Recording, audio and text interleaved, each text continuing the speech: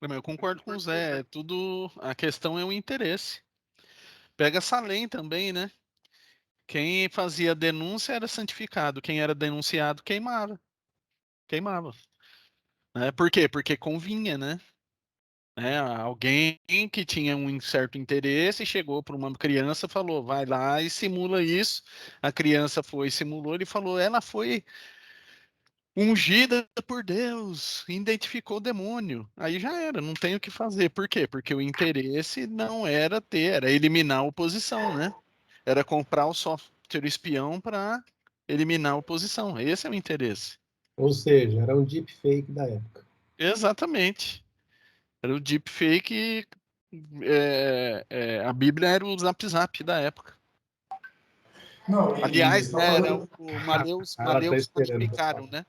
O Maleus modificaram era o Zap Zap da época, né? Que era o livro que era o Martelo das Bruxas, né? Só fazendo de novo a última referência ao Nome da Rosa, no Beto Eco, o protagonista, ele era um frade franciscano, não à toa, é da ordem franciscana, tá? Brigando contra os beneditinos, né, que os beneditinos era o high society, era o top, era o granfino da igreja. E os franciscanos, como todo franciscano, ralé. Tá? Não à toa, o protagonista, ele é um frade franciscano, que foi torturado na Inquisição, porque ele foi contra um julgamento do veredito do inquisitor, que era o rival dele.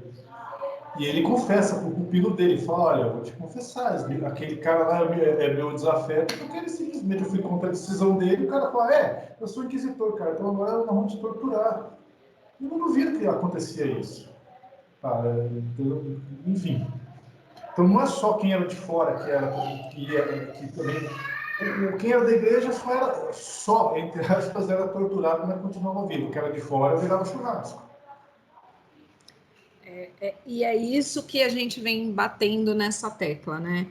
Que a gente pode, então, afirmar que a mediunidade, no caso, né? A gente está falando especificamente da mediunidade, mas é lógico que isso se aplica a muitas outras coisas, né? Transcende a questão da mediunidade, que é a manipulação, né? Então, a gente tem uma manipulação macro como essa, né? De você determinar o que é divino e o que é diabólico, né? De pessoas que estão no poder, sempre envolve essa questão do poder. E você tem as questões micro, que são aqueles casos que a Carlinha já bem citou aqui, dos médiums que usam a sua própria mensagem, né? Para justamente manipular e trazer coisas que não são ali uma questão de que a gente deve considerar como uma verdade absoluta. Não que nada a gente precisa considerar como uma verdade absoluta, mas que a gente não tenha aquela desconfiança. Mas como a Carla falou também, que eu achei bem interessante, eu acho que a gente não cabe a gente ficar julgando, ou a gente confia naquilo, né? Por exemplo, eu acho que aí o que vem também é um pouco da onde você frequenta, quem são as pessoas que estão ali, né? Elas são pessoas de confiança fora dali, né? Então, porque uma vez que você se propõe a fazer esse trabalho, não dá para você ficar nessa vibe de, eu acho que isso é mentira, eu acho que isso daí não foi isso aí não, isso é coisa da cabeça dela. Mas é lógico que conforme a gente vai adquirindo prática, experiência, conhecendo os princípios da doutrina, a gente consegue discernir o que de verdade. Por isso que eu volto de novo na tecla, que o conhecimento é liberdade, porque uma vez que você conhece, você não vai ser engambelado, nem pelo médium, nem pelo espírito que está ali, né? Então, é muito importante a gente ter essa parte do esclarecimento do conhecimento. E a doutrina tem um vasto acervo para a gente poder estudar e a gente poder, né? Por exemplo, quando eu estava estudando esse tema, você tem milhões de coisas que você pode focar e trazer. Eu acabei focando mais nas questões que o Zé pontuou lá, que eu achei bem interessantes, mas você tem uma gama muito grande para você poder explorar, né? Fala, Carlinha. Não, voltando ao Shakespeare, né? Se uma pessoa, as pessoas elas nunca acreditam naquilo que elas não vivem, não sentem. Então, se ele é uma pessoa, só uma pessoa, a gente sabe que ele foi cercado, nós somos cercados de vários espíritos, todos somos, né? Quando você se dedica a algo, igual vocês que são professores, de repente vocês têm uma dificuldade em lidar com determinado assunto. Se vocês se esforçarem, vocês vão ter ajuda. Tanto espiritual, ou a espiritualidade vai te intuir para procurar alguém para que você consiga sanar aquilo. Para que depois você repasse seus conhecimentos de uma forma confiante. Né? Se você é uma pessoa... Só que as pessoas, elas são... O Sidney fala muito disso, né? Da gente ter monoideia, de tudo ser mono, né? E a gente tem que partir para o plural. Quando uma pessoa é muito plural, e ela tem vários conhecimentos, e ela consegue fazer muitas coisas, as pessoas não acreditam. Porque elas não são assim. Então, às vezes, elas não acreditam que uma pessoa possa fazer um monte de coisa ao mesmo tempo. E às vezes ela consegue, só que é o esforço dela, tudo é da pessoa, gente. Por isso que a gente fala, tudo parte da pessoa, elas têm parte dela. Né? A inspiração, ela pode ser algo maravilhoso que vai ajudar um monte de gente, como ela pode ser algo que vai jogar as pessoas no buraco. Porque se a gente lê algumas obras aí, a gente vê que a questão das drogas mesmo, da drogadição, da indústria farmacêutica, dos médicos que são manipulados também para poder vender remédio. É uma equipe grande que faz isso. Não é de uma pessoa só. Só que se a pessoa for íntegra, se ela tiver uma conduta boa, se ela sempre exerce o bem, ela não entra nessa. Ela não vai entrar. É porque o objetivo dela é outro, o objetivo dela é ajudar, o objetivo dela é algo maior. Então, ela vai ter inspirações e boas intuições. Ela vai estar sempre bem intuída, porque o coração dela é grande, então o que ela vai atrair para perto dela? Agora, se ela for uma pessoa medíocre, o que ela vai atrair perto dela? Lógico que o mentor dela está ali o tempo todo, ela reencarnou, ela tem alguém que acompanha, que torce por ela, tem pessoas encarnadas que torcem por ela, mas se ela não quiser, não tem jeito. Os médios, a gente percebe médios que começaram muito bem e debandaram. Porque o objetivo deles foi mudando ao longo do caminho. Ah, mas era médio, era bom, né? O Valdo Vieira aí psicografou com o Chico Xavier. Algumas obras do André Luiz. Depois ele não quis mais. E que foi respeitado o livre-arbítrio dele. Ele quis ganhar dinheiro, ele quis partir para outro ramo. E foi feliz dentro do que ele quis fazer. Cresceu. Mas ele não queria mais fazer caridade, não queria ajudar as pessoas. E depois saiu falando mal do Chico. O Chico nem ligou, porque para ele, tá nem aí com o que os outros pensam dele, né? Se ele ficasse pensando no que os outros pensam dele, ele não faria metade do que ele fez. Agora, a pergunta é, nós aqui, hoje, por exemplo, se a gente estivesse numa sessão mediúnica, né? Alguns de vocês já participaram, como nós seríamos como médiums? Qual tipo de espírito nós estaríamos atraindo para aquela reunião? Com certeza tem que ter coerência, porque não adianta durante a semana toda, igual a gente está aqui conversando, falando uma porção de coisas legais dentro do estudo, e depois eu pegar isso, colocar no bolso e não praticar. Chega numa sessão mediúnica, o que aquele médium vai ouvir? Os espíritos são fofoqueiros, viu, gente? Isso vocês podem ter certeza que toda sessão mediúnica tem um fofoqueiro. E eles falam, você não é isso, você não faz isso. Fala meio, é tão engraçado. Porque chega a ser engraçado, porque eles falam, você fez isso, isso, isso, isso. O que você está fazendo aqui? E aí, a gente, quando tem esse tratamento espiritual, a pessoa chega na cama de passe e mente. E aí, quando a pessoa sai, eles vêm conta o que fez na casa dela, o que fez com a esposa, o que fez com a filha, eles contam tudo. A pessoa não sabe, né? Mas na outra semana, a gente sabendo da história, a gente aperta um pouquinho para ver se é verdade. E a pessoa vai soltando aos pouquinhos que realmente o que ele falou é verdade. Então, uma mensagem que é verdadeira não significa que ela é boa.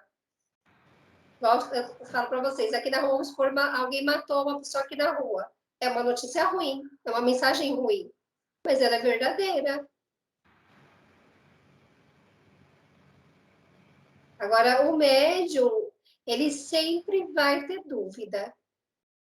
E isso é super importante ele ter dúvida, porque se ele se achar que é o dono da verdade, que tudo aquilo ali é certo, tudo ele tem que investigar.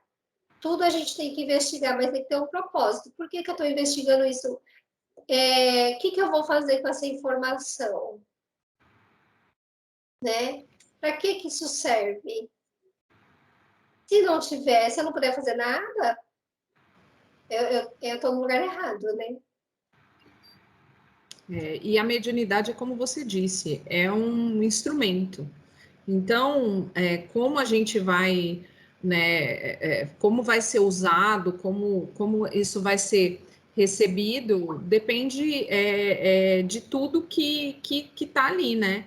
Se vai ser uma questão, uma coisa boa, se vai ser uma questão ruim, se você vai usar a seu favor, se você vai usar a favor de todo mundo e tal. Agora, é óbvio que quando a gente fala de mediunidade e estudo, é importante sim estudar, porque justamente o estudo vai dar essa dimensão do que provavelmente é simplesmente alguma coisa que mais é do seu pensamento do que propriamente de uma inspiração ou porque fora a mediunidade de visão e de audição, né? As outras mediunidades, né? Elas são muito difíceis de você ter como se fosse, como você falou, uma prova, né? Porque ver você tá vendo, ouvir você escuta a voz nitidamente. Agora, e quando é o pensamento que vem na sua cabeça? Como que você diferencia isso, né? Então é bem tênue essa questão. Fala, Alexandre. Para mim, o problema é o timing. Claro que o médium ele tem que se esforçar ao máximo sempre no estudo e na confirmação das suas convicções, né, para ele nunca incorrer ao erro. Mas muitas vezes a mediunidade ela é demonstrada ao vivo, né, no meio do público, e uma palavra que sai da boca ela não volta mais, né? Então, muitas vezes a mediunidade, quando ela não é exercida da forma correta, ela causa um dano muito maior do que a própria pessoa possa imaginar. Né? O dano que tem, que é aquilo, né? Vamos colocar que em todas as religiões, em todos os aspectos da vida, tem pessoas que acreditam nas outras cegamente. E uma pessoa chega lá e fala alguma coisa que está devidamente errado. Os mais criteriosos logo identificam e deletam, mas esses que são mais impressionados. E aí acontece coisa que a gente está vendo hoje por aí, né? O fanatismo, as pessoas elas não estão mais preocupadas em seguir a verdade, porque mesmo, como bem a Carla falou, a verdade muitas vezes ela é dolorida, ela não é legal, mas ela é a realidade. Né? Então as pessoas buscam a fuga da realidade através dos vícios inúmeros que a gente tem, mais o vício do século XXI, que é a mídia social. Mas sabe o que Né? acontece? É isso que você está falando, é muito sério, Alexandre, porque as pessoas, elas acham que elas precisam ouvir algo sobrenatural, que é o que foi colocado, que o José pediu para a gente ler, sobre o maravilhoso e o sobrenatural. Quando você desmistifica isso, você não precisa de espírito, você não precisa de ninguém de fora te falar, e você começa a sentir a tua intuição. E é isso, a proposta é de libertar as pessoas disso, né? Porque no futuro não vai ter mais mediunidade ostensiva, vai ser só intuitiva.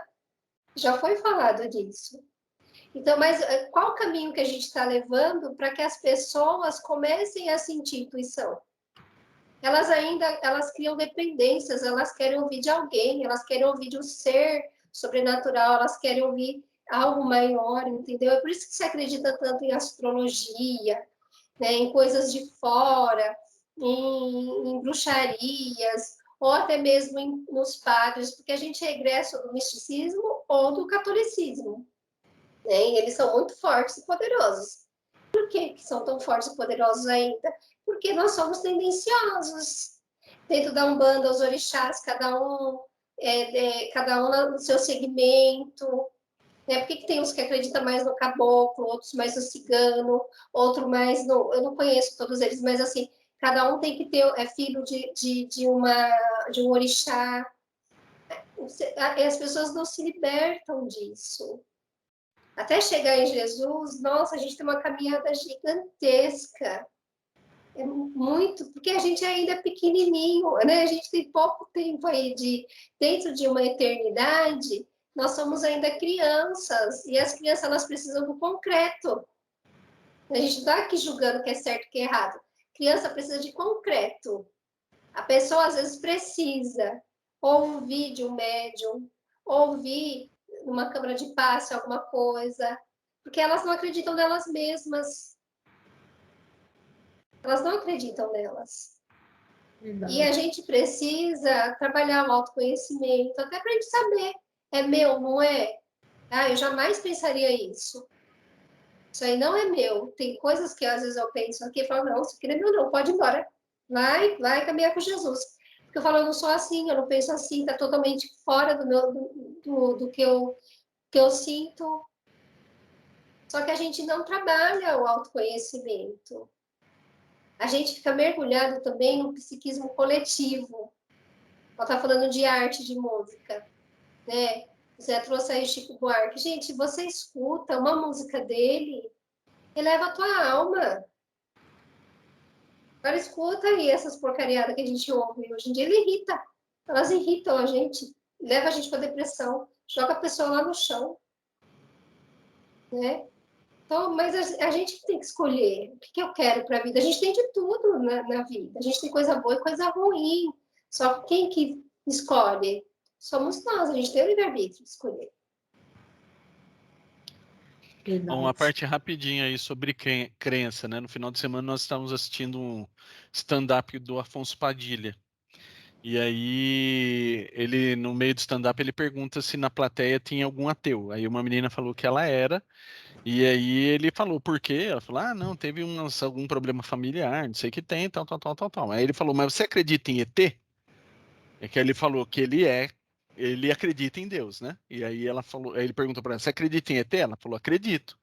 Aí ele falou, mas aí é incoerente, você é ateia e acredita em ET? Ela falou, ah, mas uma coisa não tem nada a ver com a outra. Por quê? Ele perguntou, né? Aí ela falou assim, ó, no universo do tamanho que tem, com tantos trilhões de planetas, é impossível não ter outra forma de vida. Mas ele perguntou para ela, você tem prova? Ela falou, não. Ele falou, então, é mais ou menos a coisa que eu tenho com Deus. Eu não tenho prova que ele existe e acredito. E é isso, na verdade. A gente nunca vai ter prova cabal das coisas. Mas a gente pega aí, por exemplo, o que o Sidney falou, ele fala assim, olha, eu não sei se é mediunidade, mas eu tenho uma leve convicção a partir do momento que eu tomei uma decisão e lá na frente eu vi que a decisão foi certa. Que alguma coisa me diz que era aquele o caminho certo, e eu tomei o caminho, e lá na frente eu disse, aí eu consigo ver, porque eu tenho uma prova. Né? E normalmente o ser humano ele precisa de provas. Né? Precisa de prova. Só o problema é que a gente quer a prova antes do acontecimento. Né? Você quer um milagre antes do santo aparecer. Aí não dá. A gente somos imediatistas, né? Queremos a coisa ali. E aí muitas vezes a gente descarta. Mas é o que eu falo sempre. É só você ter ouvidos de ouvir e olhos para ver, porque muitas vezes você faz questionamentos internos e você vai ler alguma coisa e ali está escrito. Aquilo que você perguntou, você fala, nossa, parece uma coisa, olha, estava aí, né? E essa semana que passou, eu tive um sonho com meu avô, né? Tava até comentando com o Alexandre no carro e tal. E foi um sonho bem real, assim, bem interessante. E Fazia muito tempo que eu não sonhava com meu avô, muito, muito, muito tempo. E aí eu fiquei naquela coisa, né? E aí a minha mãe liga para mim e aí eu contei para minha mãe, falei, ai mãe, sonhei com o vovô e tal. Aí a minha mãe falou, nossa, a Márcia, minha irmã, falou que sonhou com seu avô também essa semana, quer dizer, né? Aí eu peguei, comentei com o Alexandre e tal, aí hoje eu estava lendo lá, vendo algumas coisas, e veio uma mensagem exatamente dos entes queridos que nos visitam durante o sono. Então, assim, para mim, eu não preciso de prova maior. Para mim é aquilo, você entende que eles estão falando com você. Se você tiver ouvidos de ouvir, porque se você não tiver, você não vai entender. Você pode ter 500, praticamente igual no pânico, todo mundo em pânico. Saída e morte certa, e você vai para a morte certa, porque é uma coisa assim que você não consegue ainda enxergar, né? Então é uma questão que a gente precisa prestar atenção, porque como diz aqui, todo mundo tem essa bendita dessa inspiração mediúnica, mas muitas vezes a gente não consegue fazer bom uso dela, né? Bom, eu ficaria aqui conversando bastante com vocês até forever and ever, bom, mas assim, acho que a gente já chega aqui nas considerações finais e eu queria ouvir um pouquinho de vocês. Mediunidade, eis a questão. E aí? A mediunidade não é uma questão, é treino. Mas como diria o comentarista esportivo futebolístico, jogo a jogo e treino a treino. Não, mas assim, tem uma verdade muito grande. Pegando o raciocínio do Sidney, tem uma verdade muito grande. Assim, a casa espírita que o diga, ali é o jogo. Tá? Ali é a hora de jogar. Assim, sabe? Você não pode, naquele momento, imagina, pensa aquele jogador que na disputa de pênaltis, está próximo à Copa do Mundo, imagina o próximo jogador na disputa de pênalti, assim, uma seleção lá, o último batida do pênalti, o cara, né, para fazer o gol para dar o título. Se é um cara que já jogou, já treinou várias batidas de pênalti, não vai ter pressão, não vai ter nada. O cara pega a bola, beleza, pum, gol. Valeu, galera. Agora, se aquele cara que nunca treinou, que o Sidney falou, mediunidade é treino. Pode acontecer um desastre ali, mediúnico, não um desastre espiritual, inclusive. Então, por isso que tem que fazer um curso de médico, por isso que tem que fazer estudar, não é chegar lá, querer ir para a câmara de passe no dia seguinte. Calma, peraí, calma, jogo é jogo, treino é treino, calma, aqui a coisa é mais séria. Tá? Nesse ponto, eu fiz uma brincadeira aqui, mas nessas minhas considerações finais, eu não sei se foi alguma intuição mediúnica agora que me colocou, é toda uma responsabilidade que exige sangue, suor e lágrimas. Que para muitos é uma missão, para outros, caridade, para terceiros, prova. E por aí vai. Vou continuar na retórica do futebol, então. A única coisa que a gente tem que nós não podemos esquecer é que são dois times, né? A gente joga num e tem um outro do outro lado, né?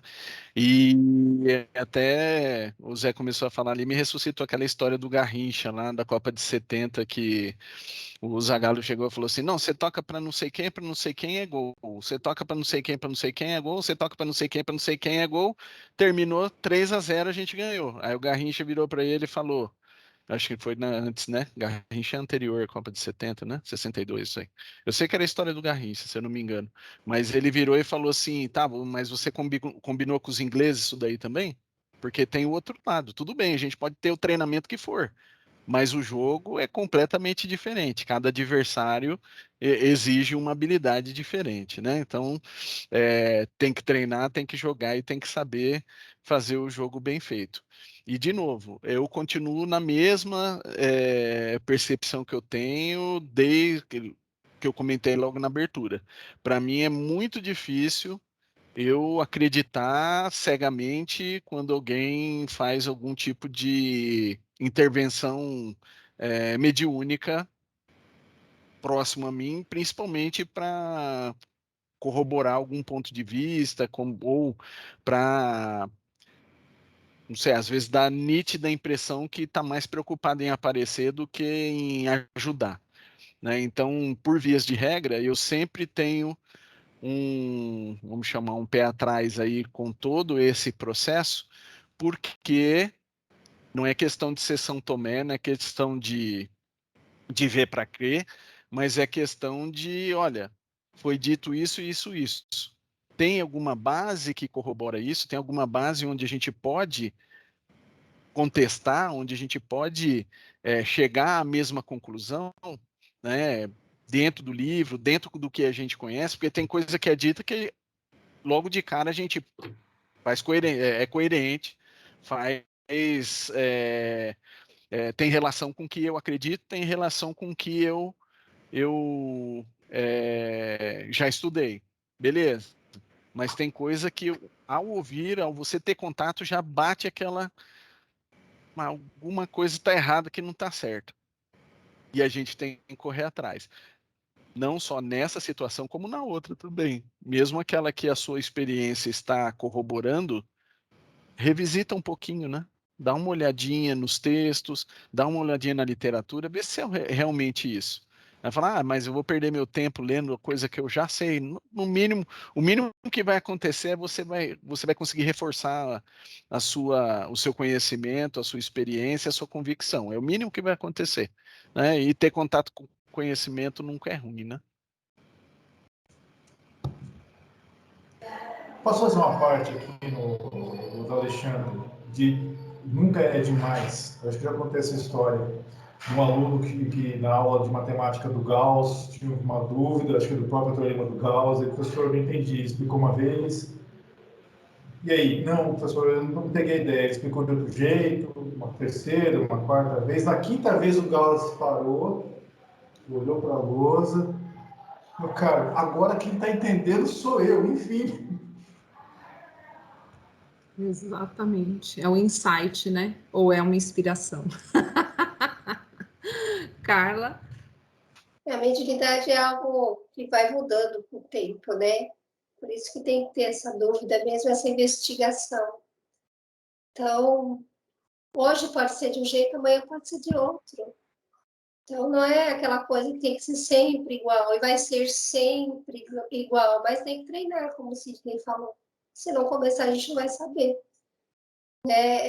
Quem trabalha como médium vai mudando, né? Conforme o passar dos anos, a gente vai começando a ver aquelas comunicações de outra forma.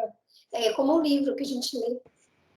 Você lê a primeira vez, e daqui 10 anos você lê, e você tem a mesma visão. Você aprendeu só aquilo que você viu há 10 anos atrás, é porque você não cresceu.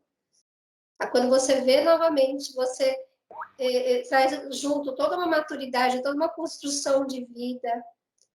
Então, você vai ver coisas que você fala, nossa, parece que eu estou lendo outro livro.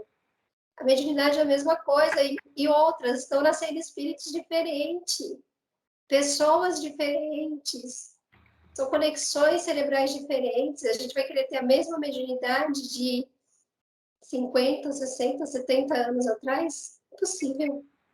Impossível. Então, isso já mostra que a gente não sabe nada. Nós não sabemos nada de mediunidade, a gente está aprendendo, né?